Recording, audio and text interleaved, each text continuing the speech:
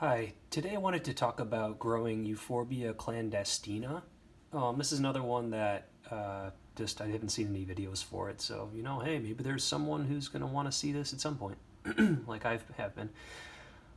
So I've been trying to grow this indoors. I'll say that I do not advise that really.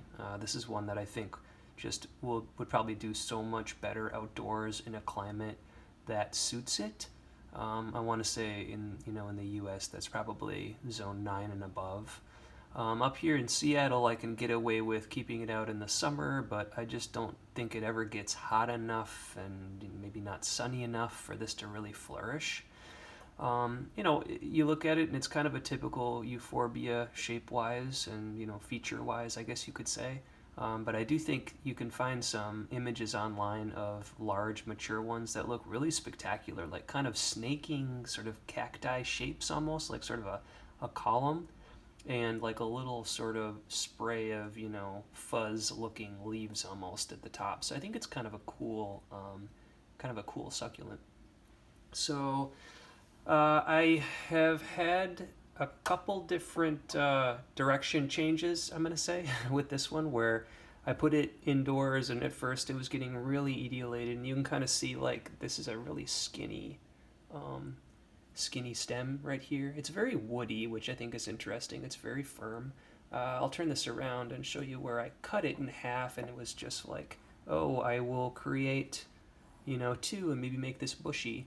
It's not the most attractive cut. You can see too. There's some stress that's kind of all over this thing. But in reality, this is one of my first succulents that was kind of non-basic, I guess you could say. And there's a lot of learning here, uh, sort of horticulturally that you're seeing one of my older plants.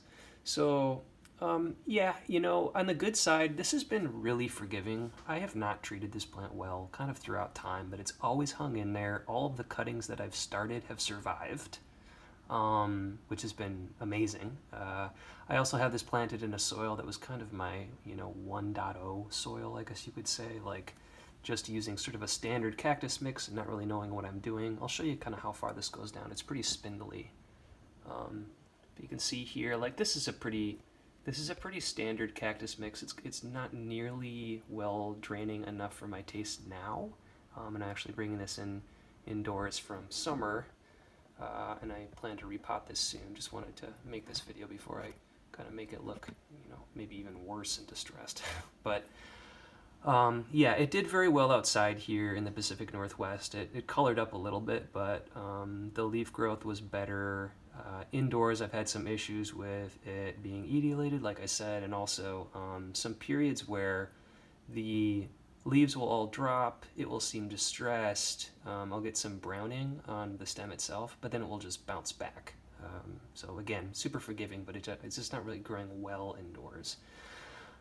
So again, yeah, I would put this in a very, airy succulent mix, just like a quality mix, and maybe not your standard cactus mix. But I think if you have this plant, you're probably somebody who knows, how to do that anyway, right? Like you probably have your own formula and you're searching for kind of strange plant options and everything.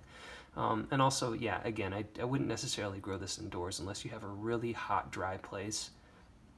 But yeah, as far as, easy, like keeping it alive at least, I mean, I highly recommend it. And I mean, if you like the shape, then yeah, go for it. It's great. I think they're pretty widely available, especially compared to some other things I guess I've put on this channel. But yeah, it seems like you can find them online almost at all times. But yeah, so I'll pot this up and put it in its indoor place, and hopefully it, hangs through the winter and doesn't look too banged up before it gets back outside again. Let me know if you have any questions on this, and good luck if you're growing this. Thanks.